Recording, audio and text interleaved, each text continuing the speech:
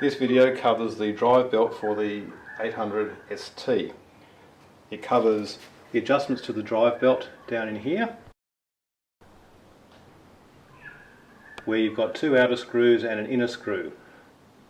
It then covers pulling these covers off to actually expose the drive belt, and then we'll cover how you take the drive belt off to check it, or how you change the drive belt by taking all these covers off and the stand off. To make adjustments to the belt tension, you have three screws down here. The outer screws need to be turned anti-clockwise one turn, and that will loosen the clamp, so you allow the adjustment screw, which is the centre one, to be used. When you tighten these up after you finish adjusting, the outer screws need to be tensioned to 10 Newton meters on the torque wrench. Before you start any of the adjustments, there's a blue dot on the flywheel here. That blue dot has to face the back of the bike.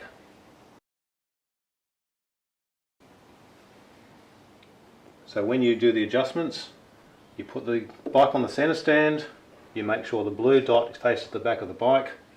You then undo the two outer screws, one turn each, and then you can start doing the adjustment to tension or take the tension out of the drive belt.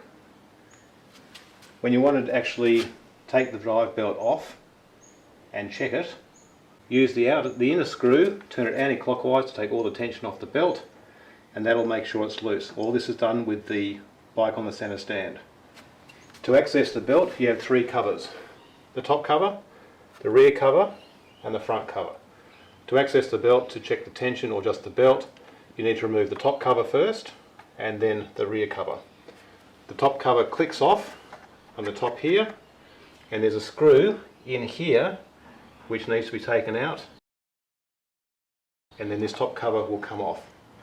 The rear cover has a screw down in here, and there's a screw around there under this cover here. So once this cover's off, you're going to do this screw here, take this screw out there, and then this bottom part here just clips off under the bike, so you expose the belt.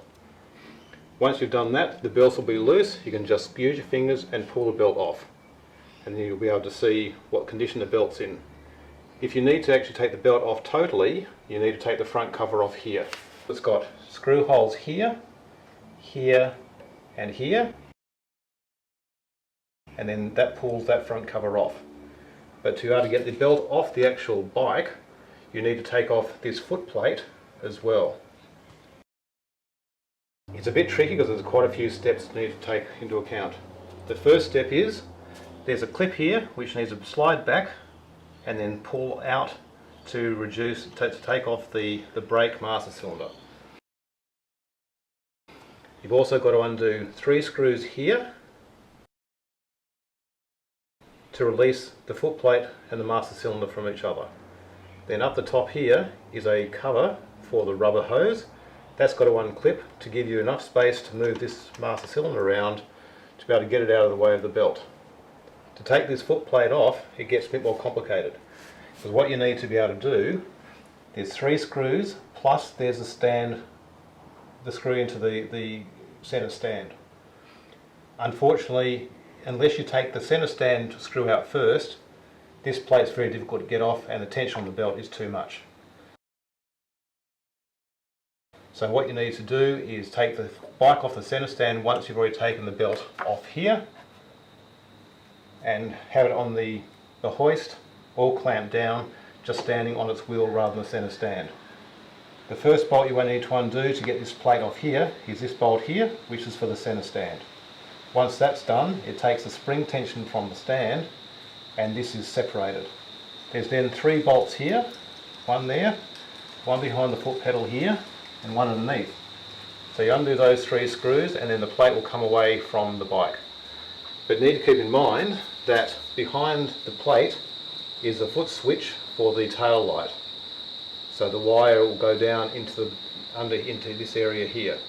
When you pull the plate, you need to pull it back this way, and you have two clips to hold the wire for the foot pedal, and then there will be a a screw to undo to take the actual clamp off for the switch underneath there. Once that's off, that whole plate comes off.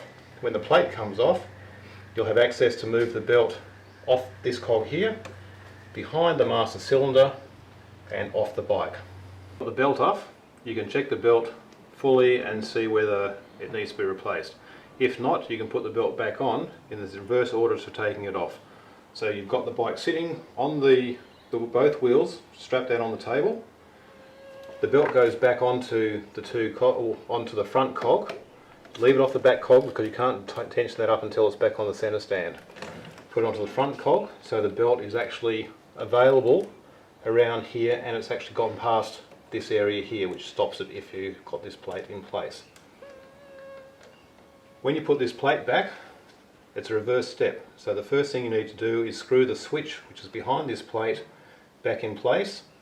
2 clips, one here and one here. Clip on, and then once that's done, you've attached the brake switch and the master cylinder, and you can put this plate back on. The first things you do, the 3 screws here, 1, 2, and down the bottom is 3. 2 of them are long, that screw there and this screw here are long. This one here is shorter. The 2 long screws are tensioned up to 22 Newton meters, and this little screw is tensioned to 20 Newton meters. Once this plate's in place, before you tighten up totally, you get the master cylinder here, the 2 screws here and that screw there, and you put the master cylinder back onto the brake area. These 2 screws here are held together by a 10mm nut at the back, which you'll need to hold in place while you tighten these 2 screws. Once that's in place, then you put this clamp back onto the bottom of the master cylinder to attach it to this part here of the brake pedal. Then that secures this bit here. Once that's done, you need to go off. You need to take the bike back off the table, so you can put the bike back onto the center stand. Once you're back onto the center stand, you'll have the tension off the belt here, and you'll be able to put it back onto the cog at the back and spin it around. Once that's in place, then you can start looking at tensioning the belt. As we said before, to tension the belt, you need to make sure that the rear blue dot is facing the rear. These 3 bolts down here have still got the tension off them. When you tension the belt, you need to make sure that the free play on this belt is 32 mils from the top of the swing arm to where the bottom of the belt goes. To do that, you turn the center bolt in the back here clockwise, slowly, probably a quarter of a turn at a time, and then retest the belt. Once you've got the right tension, you re-tighten the 2 outer bolts in here to 10 Newton meters.